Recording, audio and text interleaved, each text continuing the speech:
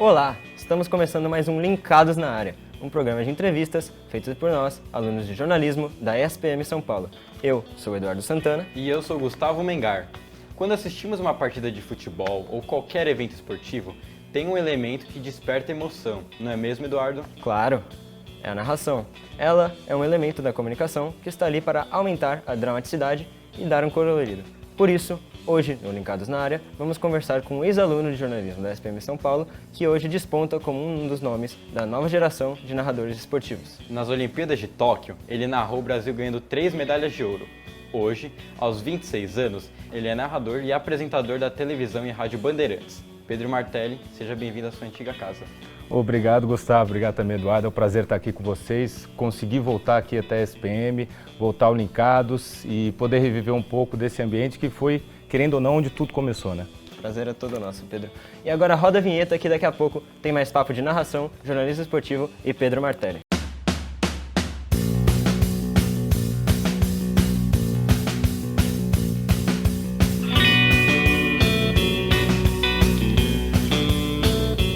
Pedro, de onde surgiu o seu interesse pela narração?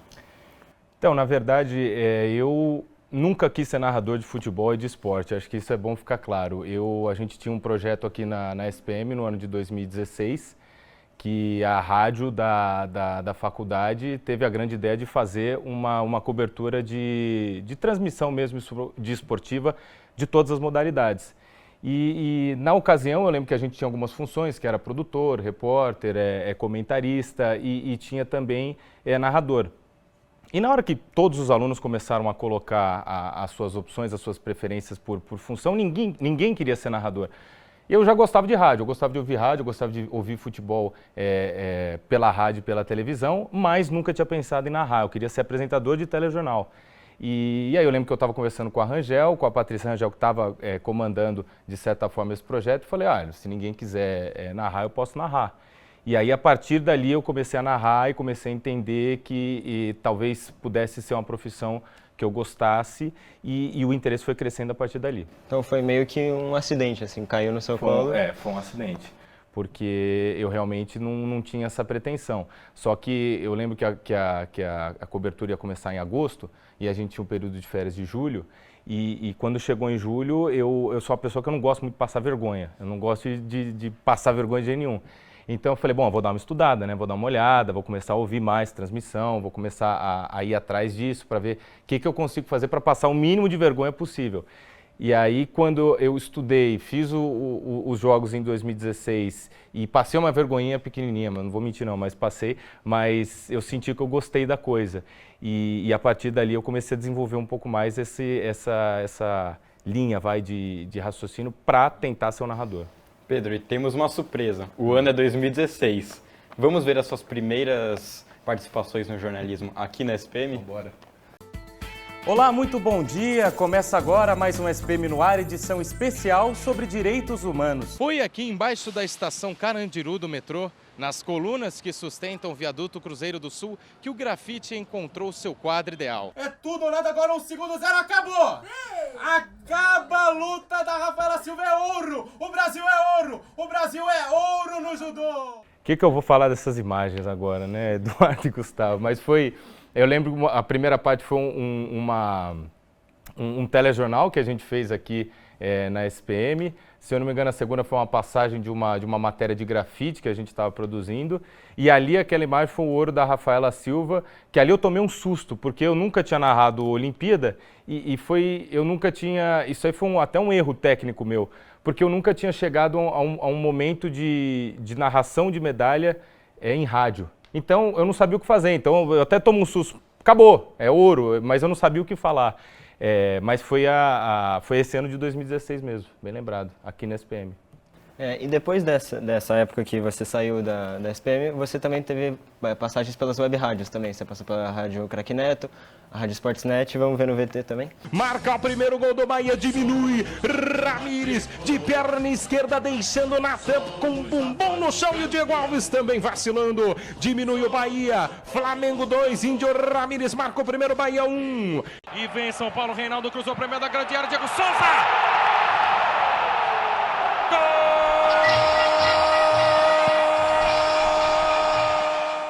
Você acredita que com as web rádios, esses novos jornalistas têm tido mais espaço no mundo no jornalismo esportivo? Eu acho que eu estaria mentindo se eu falasse que não, porque esse espaço veio para mim através dela. Porque quando eu saí não é que eu saí, mas quando eu terminei as transmissões aqui na SPM, eu fui buscar algum lugar para eu poder desenvolver. Então, a primeira imagem é da Rádio Craque Neto, que foi o primeiro lugar onde eu tive a oportunidade de poder expor um pouco mais o meu trabalho. Mas ainda em fase, acho que é uma eterna construção, né? Um eterno desenvolvimento. Mas ali um passo ainda pequeno de você construir e ganhar um pouco mais de rodagem. E as web rádios permitiram isso, porque o que a gente via muito era, antigamente, sem as web rádios, em São Paulo, ou no Rio, ou em Minas Gerais, a gente estava falando de 5 profissionais, 4 profissionais por cidade. É uma posição, o narrador, o repórter um pouco mais, mas o comentarista, narrador, é muito nichado, né? São 5 pessoas por estado, são 10, são 15. Quando você tem uma web rádio, e aí, ainda que seja em formato amador, você tem mais vagas. Então, por exemplo, nem sempre é pago, não é remunerado, mas você tem a oportunidade de viver o mesmo dia a dia que alguém de uma rádio grande ou de uma TV grande que seja vive, que você vai até o estádio, você monta equipamento, você aprende até mais, porque você trabalha também a parte de trás, a montar mesa, a saber como fazer uma transmissão radiofônica no sentido de que materiais precisa. E isso só é possível em função das web rádios, porque elas, à medida que elas são um pouco mais amadoras, elas vão permitir um espaço para a gente mais amadora. Então, por exemplo, quando eu estava em 2016 e em 2017, em que ainda você tem a imagem ali, você não tem muita noção de bocadura, você ainda não tem muita noção de tom e de se você está estralando no agudo ou no grave muito bem, nas web rádios isso é um pouco mais permitido, isso é um pouco mais aceito, por questões não só de amadorismo, mas como também de audiência, né? A audiência não é tão expressiva, então a cobrança muitas vezes ela não é tão grande. Então eu acho que é sim um caminho muito importante para quem está buscando se desenvolver. É uma fase de treinamento que a web rádio permite de uma forma muito boa. E como você fez para desenvolver a habilidade da narração? Eu passei 2 anos e meio narrando para a web rádio e eu tentava fazer a máxima quantidade de jogos possíveis. Quarta, quinta, sábado, domingo. E assim, são 2 anos e meio que você não ganha 1 centavo, então não é todo mundo que está disposto a fazer isso, tem muita gente que já inicia e quer uma remuneração, então eu fazia alguns trabalhos, né, ainda estagiava, mas fazia meus trabalhos por fora e tentava fazer a máxima quantidade de jogos possíveis, porque para você desenvolver, eu acho que não só na prática, como também você ouvir muito. Então eu estava indo para um jogo, geralmente o que eu fazia era, eu baixava num pendrive ainda, narrações de um jogo completo, de Osmar Santos, de José Silvério, de qualquer narrador assim que você queira ter como uma referência, e ia escutando, vindo aqui para a faculdade, voltando da faculdade, indo para o jogo, e até o momento em que você pode beirar um pouco a copiá-los, mas acho que é uma coisa natural, porque você ainda não tem referência, e à medida que o tempo vai passando, você consegue tirar um pouco e voltar para uma coisa que vai diretamente com o seu estilo. Então, seria, acho que, praticar e você ouvir o máximo possível. Você cria a sua marca, né, com mais tempo de bagagem que você vai tendo, né? Então, muita gente, acho que muita gente fala, pô, mas você precisa criar um bordão. Você precisa ter um bordão, aí começam a citar, né? Luiz Roberto, Kleber Machado, começa a citar Galvão Bueno. Pô, esses caras estão no mercado há 30 anos, há 25 anos. E se você perguntar para eles, acho que a maioria dos narradores vai falar, pô, mas isso veio com o tempo, né? Então, uma coisa que eu não faço, por exemplo, eu não me sento na cadeira e começo a pensar em bordão. Porque eu acho que isso pode vir naturalmente, seja num jogo, seja numa transmissão. E os bordões fazem, por exemplo, parte do seu estilo de transmissão. Mas vai muito mais além disso, sabe? De algumas palavras que você pode usar sempre, ou da forma que você sempre descreve o gol. Poxa, o Eduardo ele descreve o gol sempre dessa forma. Vai te marcar como um narrador, ou como você vai abrir o programa que, poxa, ele sempre abre cumprimentando e, sei lá, levantando o pé esquerdo. Isso vai te marcar como apresentador. Mas acho que isso vem com o tempo, você vai criando o seu estilo assim. Eu acho que além de você escutar e de você conseguir praticar no jogo a jogo, é importante, se você tem você tem uma predisposição para trabalhar com voz, ou com TV, ou com imagem, você buscar uma fonoaudióloga, porque ela pode e aí ela vai te passar por um tratamento e é realmente assim, 10 sessões ou 15 sessões, depende da sua necessidade, de você entender aonde você vai colocar a sua voz, se você fala um pouco mais anasalado, se você, quando está falando, você usa um pouco mais da garganta e ela te explica um pouco de como funcionam as cordas vocais, que não deixam de ser um músculo, e como você pode utilizá-las sem que você, por exemplo, deixe elas cansadas, ou sem que você use mais do que elas possam te permitir, e que você consiga brincar com entonações e tonalidades que são de acordo com o que você pode entregar. Vai te dar uma consciência vocal muito melhor quando você tem um acompanhamento de uma fono. Vamos acompanhar agora a sua primeira narração pela Rádio Bandeirantes. São 6h04. Agora tem mais futebol para você e tem estreia na Rádio Bandeirantes. Pedro Martelli vem aí para narrar Santos e Internacional. Deixa eu dar uma boa noite aqui para o Martelli, que já está certamente aí prontinho, a postos para essa grande transmissão. Martelli, boa noite. Você tá bom, Martelli? Boa noite, Capriotti. Boa noite, ouvinte da Rádio Bandeirantes. Tô bem, tudo certo. Tô prontinho pro jogo. Já Santos Internacional na Vila Belmiro, 17ª rodada. Expectativa é grande, viu, Capri? Jogadores do Santos fazendo uma linha de impedimento exatamente na entrada da grande área. Autoriza o árbitro. Moisés para cobrança. Moisés levantou no primeiro pau. Sobe Marcos Leonardo, afasta mais uma. Tenta descer para o campo de ataque mais uma vez, mas sai mal o Santos. Vai sair na cara do gol. Sobrou, pegou de perna esquerda. Mercado bateu. Gol! A narração no Brasil está ligada a nomes mais consolidados, como Galvão Bueno, Kleber Machado. Você sente uma responsabilidade fazendo parte desse cenário? Eu acho que a responsabilidade que eu sinto maior é de eu entregar um trabalho que esteja não necessariamente associado à minha idade. Porque uma das coisas que muito se fala e se falou é de quando eu cheguei, de quando eu comecei a fazer na Band, da idade. Porque até então você tinha um mercado predominantemente de uma faixa etária diferente da minha, então a gente está falando de pessoas de 35, 40 anos para cima, e aí você teve uma ruptura nisso, e foi algo que aconteceu nesses últimos anos, de uma entrega de profissionais um pouco mais jovens. E muito se associa a uma questão de salário. Olha, estamos buscando alguém mais jovem porque as emissoras e as rádios estão com um poder aquisitivo um pouco menor, então vamos apostar em gerações mais novas, e isso flerta muitas vezes com o que a gente chama de uma espécie de preconceito etário, assim, que mas o cara é novo, o cara não é bom. Mas o pessoal está colocando o cara jovem para pagar menos. Então, a maior responsabilidade que eu quero é tentar fazer com que as pessoas entendam que, independente da minha idade, eu consigo fazer um trabalho profissional e que possa, não competir, mas que possa ser equivalente a profissionais com uma idade um pouco mais avançada. Quando você fala de Kleber Machado, de Galvão Bueno, de Luciano do Vale, eu acho que se a gente entrar no mérito de comparação com eles, a gente se perde. Porque a gente está falando de uma época de massificação muito mais tranquila, não mais tranquila, mas mais eficiente da televisão. Uma época em que você tinha 3 narradores ou 2 narradores que dominavam todo o cenário esportivo e que toda a transmissão você está falando de 40, 50 pontos de ibope. Hoje a gente tem streaming, hoje a gente tem canal fechado, hoje a gente tem plataforma de YouTube, hoje a gente tem uma diversificação maior de direitos de eventos esportivos muito mais pulverizado, você não tem a concentração num meio só. Então, dificilmente a gente vai ter um narrador que vai ter o mesmo tamanho de Galvão Bueno, o mesmo tamanho de um Luciano do Vale e outros nomes por aí, porque eles eram os únicos nessas posições e dominavam quase todos os eventos esportivos. Não estou atrelando isso à qualidade do trabalho, mas é um trabalho de massificação também, que acho que a gente não vai ter mais hoje.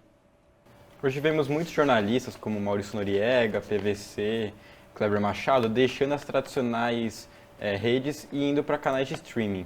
Como você enxerga essa mudança no mercado do jornalismo esportivo? Foi uma mudança que vem acompanhada de uma mudança da sociedade, que a sociedade hoje ela já não transita bem com uma tela só. Então, se você tem hoje um jogo de futebol, é quase que certeza que um grande percentual das pessoas vai estar vendo um jogo de futebol com o celular na mão. Então, seja para postar, seja para estar usando rede social, seja para estar conversando num grupo de amigos, ou às vezes está vendo um jogo em que no mesmo horário você tem uma outra partida do seu interesse e aí você tem uma outra tela de computador, uma outra tela de celular. A sociedade hoje ela é mais dinâmica, então ela tem essa necessidade acho que de fazer duas coisas ao mesmo tempo. Antigamente a gente escutava, pô, não faz duas coisas ao mesmo tempo que não dá certo, foca em uma, né? Mas hoje as pessoas fazem isso. Então, é natural que você tenha entrada de streaming, é natural que você tenha entrada de YouTube, de outras plataformas de transmissão, e isso é somado à desconstrução de um monopólio de emissoras. Então, quando você vê um Kleber Machado saindo da Globo, quando você vê um Noriega saindo, quando você vê grandes profissionais do meio saindo dessas emissoras, são alguns fatores, né?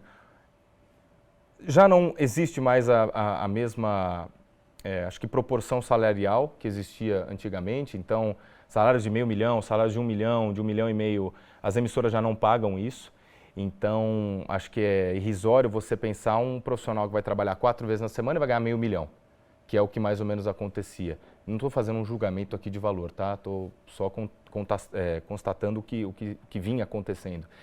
E o streaming, ele é um investimento que muitas empresas grandes fizeram, Globo, Amazon, a própria Paramount, a Disney Plus, em que eles têm um capital interessante para poder atrair esses profissionais e além disso, tem aspiração profissional, né? Às vezes não posso falar por quem saiu ou por quem está entrando em outros lugares, mas um profissional que passou a vida inteira fazendo basquete vê a sua emissora perdendo o basquete, aí ele recebe um convite de um streaming com um salário competitivo e que vai trazer para ele novamente a oportunidade de narrar basquete, ele vai provavelmente fazer essa mudança para continuar narrando basquete.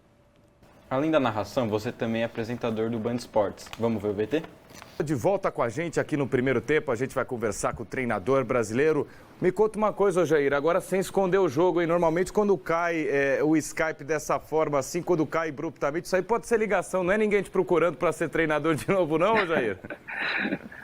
Bom dia, agora de volta, obrigado pelo convite, bom dia a todos que nos acompanham. Pedro, você se prepara de uma maneira diferente para uma apresentação, para uma narração? Como é o processo? É diferente, né? Eu acho que, bom, ali a gente estava vendo um trecho do primeiro tempo. O primeiro tempo que apresenta é o Elia Júnior e ele estava de férias, uma coisa mais 11 da manhã, então é descontraída, mas não tanto. Enfim, eu acho que a preparação tem muito a ver com o que o programa precisa, o que o programa vai entregar. Então, a preparação é diferente, né? Para uma narração, eu acho que a gente está falando de estudo de histórico, o que o time fez nas últimas rodadas, qual que é o campeonato, quem são os destaques, quem que provavelmente vai jogar, arbitragem, coisas básicas. E claro que se é um jogo um pouco mais expressivo, você dá uma atenção maior. Tem muito profissional que fala, pô, eu me preparo para todo jogo da mesma forma. Eu não me preparo para todo jogo da mesma forma. Eu acho que tem jogos e jogos. Você vai fazer um Corinthians e São Paulo, você vai se preparar de um jeito, você vai fazer um Corinthians e outro time, ou um Palmeiras e outro time, você vai preparar de outro. E uma apresentação, eu acho que de programa, o primeiro é você ter que entender. Ali era um primeiro tempo, pô, é uma coisa mais linear. De vez em quando, uma descontração com um convidado cabe, mas não cabe ser tão solto, fazer tanto gesto. É mais transitar pelo qual que é a linha editorial do programa. Aí você se prepara em função disso. Tem que saber dosar, né? Se você brincar muito, se você ficar muito travado. A gente faz, por exemplo, você tem o que eles chamam do Band Sports News, né, que seria um telejornal esportivo. Então, esse telejornal esportivo, ele vai ser um pouco mais relacionado a um telejornal, não de hard news, mas ele vai exigir uma postura um pouco mais séria e um pouco mais de conduta ali. Aí a gente tem muitas vezes um Supermotor, que é um programa que ele abre um final de semana ou ele fica no meio de um final de semana de Fórmula 1, de Fórmula 2 ou Fórmula 3, em que você tem muito debate, você tem uma conversa. Aí você pode ser muito mais solto. Pode usar mais gíria, porque é um programa nichado de automobilismo, você não precisa usar tantos termos técnicos, e aí você vai dosando. Em 2021, você narrou os Jogos Olímpicos de Tóquio. Como é narrar uma Olimpíada?